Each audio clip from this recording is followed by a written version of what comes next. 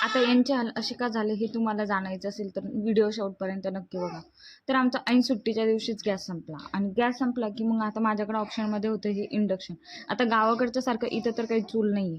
मी induction काढलं होतं तर आज नवऱ्याचे ना सकाळपासून इतके फोन आले की विचारूच नका.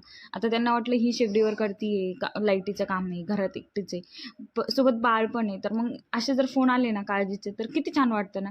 तुमचा पण नवरा अशीच काळजी व्यक्त करतो का तुमच्यासोबत? मला पण कधी कधी नेहमी तर असे कधीच फोन येत नाही, पण असं कधी कधी व्यक्त केलं ना तर खूप छान वाटतं. मग काय गॅस संपला होता तर मी टाकी वगैरे सगळं बाजूला काढलं आणि घेतली घासणी आणि सगळं किचन ओटा मस्त कसा कसा घासून काढला. आता गॅस नाही आहे म्हटल्यानंतर मग म्हटलं सगळी स्वच्छता वगैरे होऊन जायला पाहिजे.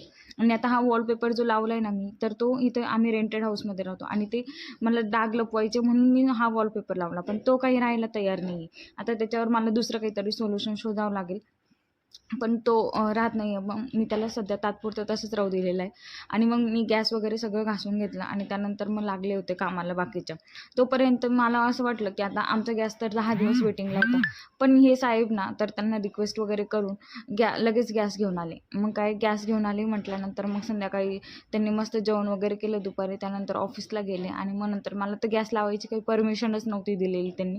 मग मी गॅस आणलेला होता तर मी त्या टाकीला पुसून वगैरे काढलं आणि मग नंतर लावायला घेतली. कारण की आता ही टाकी अगोदर कुठं असेल, कशी असेल, पूर्ण मातीने भरलेली होती. मग मी तिला पहिले पुसून वगैरे काढली आणि मग नंतर लावायला घेतलं. मी कोणती पण टाकी आली ना तर पहिले असं पुसून वगैरे घेते आणि मगच लावायला घेते. म्हणजे ती टाकी ॲटलिस्ट आपल्या घरी 2-3 महिने तरी राहणार असेल. मग आपण तिला स्वच्छ वगैरे करूनच वापरायला पाहिजे ना. मग मी तसं तिला पुसून वगैरे घेतले आणि यांनी येता येता दूध आणलेलं होतं. मग यांनी मला गॅस लावून दिला आणि मग गॅस आणला आहे तर मग त्याच्यावर पहिले गोडच वस्तू झाली पाहिजे.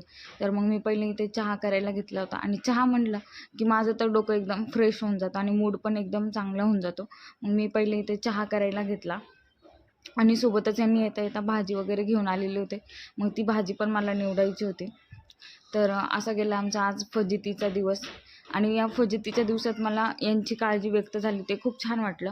तर तुमचं पण असं होतं की मला नक्की कमेंटमध्ये सांगा. आणि व्हिडिओ आवडला असेल तर नक्कीच व्हिडिओला लाईक करा आणि चॅनलला सबस्क्राईब करायला विसरू नका. आपण भेटूया एका नेक्स्ट व्हिडिओमध्ये. तोपर्यंत बाय.